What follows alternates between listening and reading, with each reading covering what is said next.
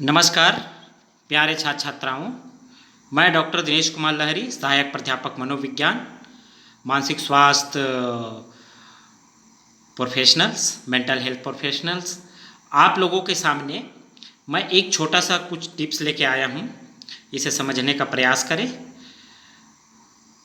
अगर किसी प्रकार के प्रश्न है या किसी प्रकार के प्रश्न पूछा जाता है आपके विषय से संबंधित, तो उस प्रश्नों का उत्तर हम कैसे लिखें।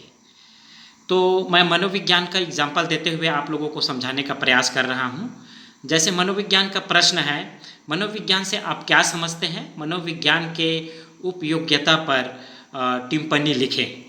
इस तरह के एक प्रश्न है। तो इस प्रश्न का उत्तर हम किस प्रकार लिखें, इस पर मैं आप लोगों के सामने एक मेरा छोटा सा व्याख्यान है जो प्रस्तुत कर रहा हूँ। जैसे सबसे पहले हम परिभाषा से शुरू करें, मनोविज्ञान की परिभाषा और उसके महत्व को संक्षेप में समझाएं। इस तरह से लिखें, मनोविज्ञान की परिभाषा क्या है और उसके महत्व को, उनके इम्पोर्टेंस क्या है, इसको हम थोड़ा सा डिस्क्राइब करें। इसके बाद आ जाएंगे कि मनोविज्ञान की शाखाओं पर चर्चा करें, उनके क्या क्या ब्रांचेस हैं साइकोलॉजी के, मनोविज्ञान के, इस पर हम लिखें। जैसे कि आप एजुकेशनल साइकोलॉजी है, शैक्षणिक मनोविज्ञान, क्लिनिकल साइकोलॉजी है, नैदानिक मनोविज्ञान, सोशल साइकोलॉजी है, जैसे सामाजिक मनोविज्ञान। इसी तरह से उनकी जितने भी शाखाएँ आपने जो पुस्तक में या अन्य किसी ई बुक्स या इलेक्ट्रॉनिक गजट में जो आपने पढ़े हैं या यूट्यूब में जो भी जो चीज़ आप मनोविज्ञान से संबंधित उनकी जो शाखाएँ पढ़े हैं, उसको डिस्क्राइब करें, एक्सप्लेन करें। इसके बाद आ जाएंगे उनकी उपयोग और महत्व पर प्रकाश डालें। विभिन्न क्षेत्रों में मनोविज्ञान के उपयोग और उनके महत्व को विस्तार से लिखें। इस तरह उनके क्या क्या क्षेत्र हैं, कितने क्षेत्र हैं, उस क्षेत्रों को हम लिखें, उसके उपयोग को लिखें और उनके महत्व को विस्तार पूर्वक लिखें।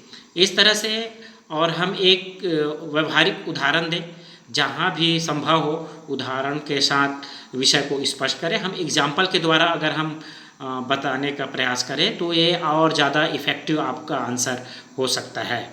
अब अंत में निष्कर्ष लिखें, निष्कर्ष में अंत में ही लिखें और मनोविज्ञान के व्यापक प्रभाव और भविष्य को इसके योगदान पर टिप्पणी करें। वर्तमान से हम रिलेट करके लिखें, वर्तमान में इनकी व्यापक प्रभाव क्या है और भविष्य में इनका क्या योगदान हो सकता है। इसी तरह से हम प्रश्नों के उत्तर लिख सकते हैं। बाकी विषयों को भी हम इसी तरह से लिख सकते हैं।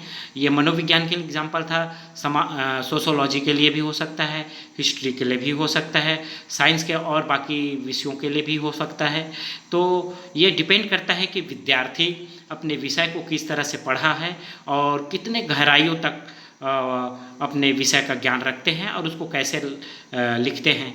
इस पर विद्यार्थी का ज्ञान और उनके पढ़ने के एबिलिटी पर डिपेंड करता है। तो इस तरह से ये मेरा छोटा सा प्रयास है। आगे भी इस तरह की सीरीज़ आप लोगों के लिए उपलब्ध कराया जाएगा। इसे समझने का प्रयास करें और मैं आपके उज्जवल भविष्य की कामना करता हूँ।